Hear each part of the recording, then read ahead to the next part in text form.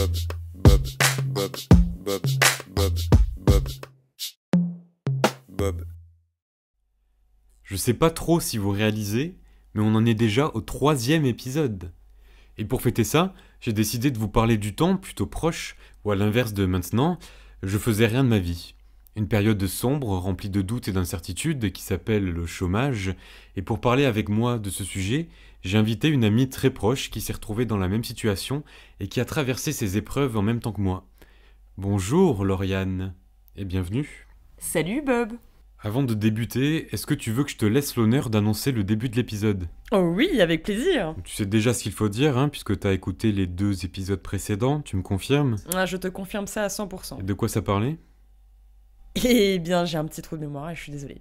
Je te pardonne parce que t'as payé pour participer à cet épisode. En gros, t'as juste à dire cet épisode s'appelle Chômeur professionnel, puis tu lances le fameux jingle. Compris ? Vas-y, à toi. Alors, cet épisode s'appelle Chômeur professionnel, jingle. Bob. Dans cet épisode, je vais un peu moins me plaindre pour vous raconter ma vie de ces 2 dernières années. Un peu à l'image de l'article que j'avais posté sur mon site je m'appelle bob.fr où je racontais mon parcours du combattant pour trouver un appart à Paris, je vais faire ici une sorte de retour d'expérience sur ma vie de chômeur. Et en gros, le chômage, c'est cool, sauf quand on y est. Pour les personnes qui me connaissent pas, j'ai plus ou moins un quart de siècle, et avant de me retrouver au chômage, je terminais mon master dans une école privée qui était vraiment merdique. Mais l'avantage de la formation que je suivais, c'est qu'elle m'offrait l'opportunité de faire une alternance, et cette alternance, je la faisais dans une boîte de distribution de films. Et la suite logique avec tout ça, c'était qu'après cette année, comme j'étais en fin d'études, je devais trouver un job. Sauf que plusieurs facteurs ont fait que les choses se sont pas passées comme prévu. Déjà, la boîte dans laquelle j'étais recrutait pas, et je le savais déjà mais je pensais pas autant galérer. Le secteur culturel et surtout celui du cinéma est ultra bouché et compliqué d'accès. Donc à la fin de mon alternance, j'ai dû lâcher mon appart étudiant, rentrer chez mes parents, et je me suis inscrit à Pôle emploi parce que même si je comptais trouver un boulot rapidement, j'avais envie de recevoir mes thunes. Bref, après une longue attente, arrive l'entretien avec mon conseiller Pôle emploi. Et pendant cet entretien, on a parlé à 95% de comment le site de Pôle emploi fonctionne. Le gars m'a posé 0 question sur mon parcours, où j'en étais au niveau des candidatures, et la seule chose qu'il m'a demandé, c'est si j'avais une idée du boulot que je voulais faire. Donc moi, naturellement, je lui ai répondu que je voulais faire des podcasts. Immédiatement, le conseiller a rigolé. Il m'a dit « Non, mais là, il n'y a pas d'avenir, c'est pas un métier, ça fonctionnera pas. » Et il avait pas tort parce que 1 an après, je fais 30 streams sur chaque épisode. Mais sur le coup, à l'époque, je fais comme si cet entretien s'était jamais passé et je continue de galérer. Pendant 5 mois, j'ai envoyé des dizaines et des dizaines de candidatures. Et pendant ce temps, je passais de rares entretiens au bout desquels, en général, on me disait que j'avais un beau profil, ce qui déjà est faux parce que mon nez est plutôt gros, mais que j'avais pas assez d'expérience. Pas assez d'expérience. Ça, je crois que c'est une phrase que je peux plus entendre. À l'époque, j'avais 2 alternances et quelques stages dans ma valise, et à part sortir de fausses expériences de mon trou du cul pour justifier ma légitimité à obtenir un poste, je vois vraiment pas ce que j'aurais pu faire d'autre. Et en plus, comme je le disais tout à l'heure, je me retrouve à postuler dans un milieu très bouché face à des personnes qui ont oublié où elles avaient commencé et qui vivent dans le confort de leur position. Après, il faut aussi relativiser et se dire que j'ai moi-même été très sélectif pendant ma recherche et même pendant mes entretiens.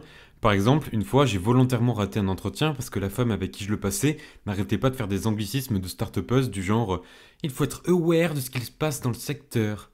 Un autre jour, je passe un entretien pour une agence qui travaillait pour la société de distribution avec laquelle j'étais en alternance. Et arrivé le jour J, je me pisse un peu dessus parce que je sens que ça pourrait être un entretien décisif. On commence l'entretien, j'étais seul face à 4 personnes, et la première remarque qu'on m'adresse, c'est celle-ci.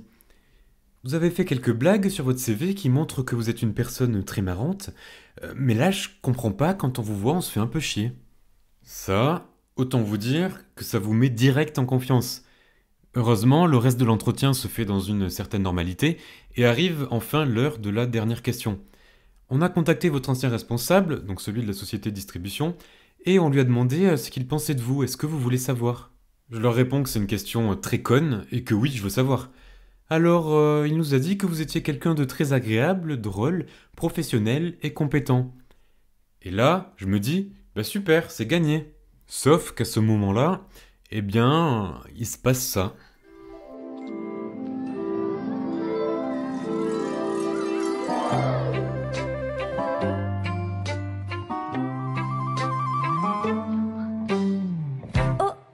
voilà quelqu'un. L'épidémie de Covid-19, Coucou, c'est toi mon copain. le confinement, Tu fais toujours ton coquin.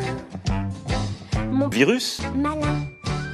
Les cinémas ferment, les agences se retrouvent avec des projets annulés. Pas de projet, pas d'activité. Pas d'activité, pas de recrutement. Et pas de recrutement, pas de recrutement. Retour à la case départ. Et là, je commence un peu à craquer. Déjà, j'ose plus dire que je suis au chômage, ma fierté, elle en prend un coup. À chaque fois que je vois des membres de ma famille qui me demandent ce que je fais de ma vie, j'essaie de dévier le sujet, et c'est vraiment une situation de merde dans laquelle je commence à remettre mes choix d'orientation en question. Je vis ça clairement comme un échec. Je continue de candidater aux très rares annonces, mais c'est horrible parce que j'envoyais des candidatures auxquelles j'avais en moyenne 20% de retour, la plupart des copier-coller. Au final, je me rends compte que le chômage, c'est stressant et absolument pas reposant, parce que trouver un boulot, ça devient un peu une course contre la montre. J'avais pas envie de prendre le premier job qui me passerait sous la main et de renoncer à mes objectifs, et d'un autre côté, j'avais aussi besoin de retrouver une certaine vie sociale. Parce que ma vie sociale, c'était me réveiller à 10h, aller sur TikTok jusqu'à midi, essuyer la baffe du coin de ma bouche et gueuler sur les candidats de tout le monde veut prendre sa place quand ils trouvaient pas les réponses.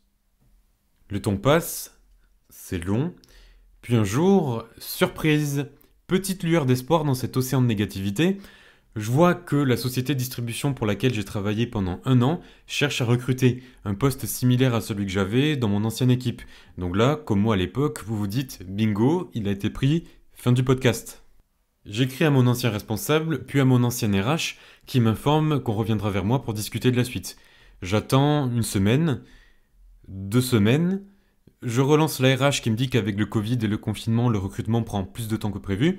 J'attends de nouveau 1 semaine, 2 semaines, 1 mois. Comme je connais bien ces personnes, je vais prendre la température, histoire de savoir si la situation va se débloquer. Et là, pas de réponse. Donc je mets ça sur le dos du Covid et je prends mon mal en patience, j'attends. J'attends encore. Puis un jour... c'est la douche froide. Je mène mes petites recherches, je stalk, mes hommes de main épluchent tous les dossiers, et ce que j'ai vu est confirmé, le poste a été pourvu. J'allume mon ordi, j'ouvre ma boîte mail et je fais craquer mes doigts. Et je rédige immédiatement un mail corsé à la RH et je lui dis, en gros, que je trouve irrespectueux et indécent de m'avoir fait miroiter aussi longtemps pour rien, que de pas me trouver assez compétent pour un poste, c'est une chose, mais qu'après avoir passé autant de temps à leur côté, je m'attendais à un minimum de considération et que j'espérais au moins pouvoir discuter avec mon ancien responsable, le même qui disait quelques mois plus tôt à l'agence avec laquelle je passais un entretien que j'étais un bon élément. La RH me rappelle aussitôt, s'excuse et admet qu'elle aurait dû me tenir informé et que mon ancien responsable me rappellera sans faute. Et cet appel... je l'attends toujours. Fin de l'histoire. Et c'est après cette dernière péripétie, ou plutôt cette trahison, que mon amie Lauriane m'a soufflé l'idée qui a mis fin à ma période de chômage, chercher une nouvelle alternance. Encore. Et ironie du sort, j'ai été recruté après une seule candidature pour un poste encore meilleur que tous ceux auxquels j'ai postulé pendant ces 10 mois de chômage.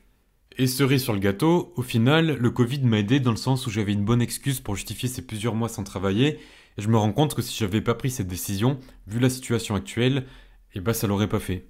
Aujourd'hui, je regrette presque de ne pas avoir profité davantage du chômage et de la campagne où je m'étais confiné. J'aurais pu faire des séances de bronzage plus longues, j'aurais pu regarder plus de films, ou dénoncer plus souvent mes voisins qui respectaient pas le confinement. Enfin bon, c'est pas grave, c'est que partie remise. L'épisode touche à sa fin, je vous remercie de m'avoir écouté, et surtout merci à toi Lauriane d'être venue et d'avoir participé à cet épisode. Avec plaisir. C'était Bob, et je vous dis à bientôt. Bob.